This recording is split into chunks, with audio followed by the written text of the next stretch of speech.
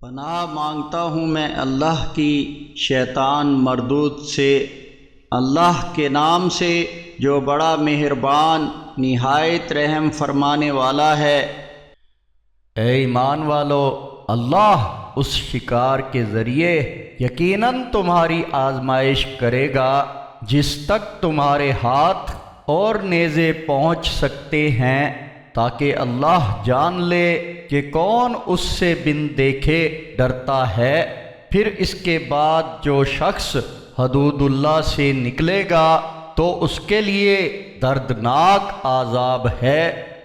اے ایمان والو، شکار نہ مارو جب کہ تم حالت احرام میں ہو، اور تم میں سے جس نے اسے جان بوجھ کر مارا تو اس کا بدلہ اسی جیسا جانور جو اس نے مارا ہے مویشیوں میں سے دینا ہوگا۔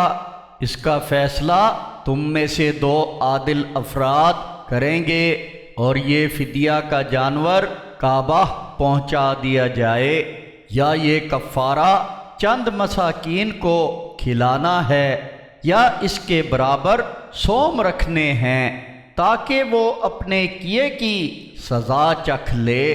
جو پہلے ہو گیا وہ اللہ نے معاف کر دیا، اور جس نے پھر دوبارہ ایسا کیا تو اللہ اس سے بدلہ لے گا، اور اللہ سب پر غالب ہے، بدلہ لینے والا ہے۔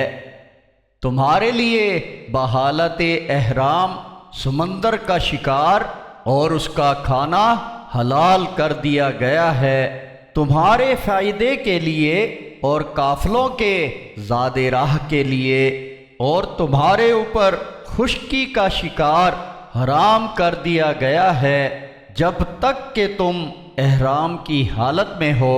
اللہ سے ڈرتے رہو جس کے پاس تم جمع کیے جاؤ گے۔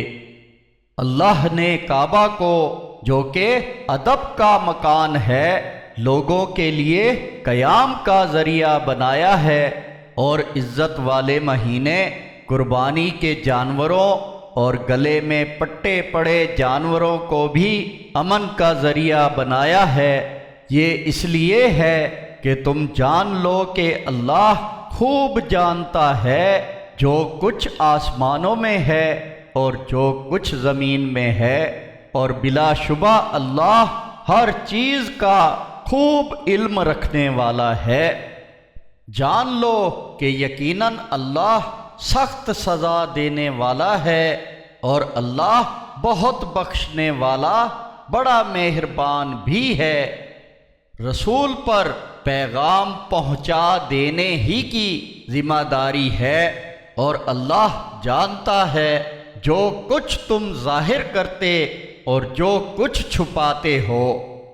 آپ کہہ دو کہ ناپاک اور پاک برابر نہیں ہو سکتے، خواہ ناپاک کی کثرت تمہیں اچھی لگے، لہٰذا اے عقل والو اللہ سے ڈرتے رہو تاکہ تم فلاح پاؤ۔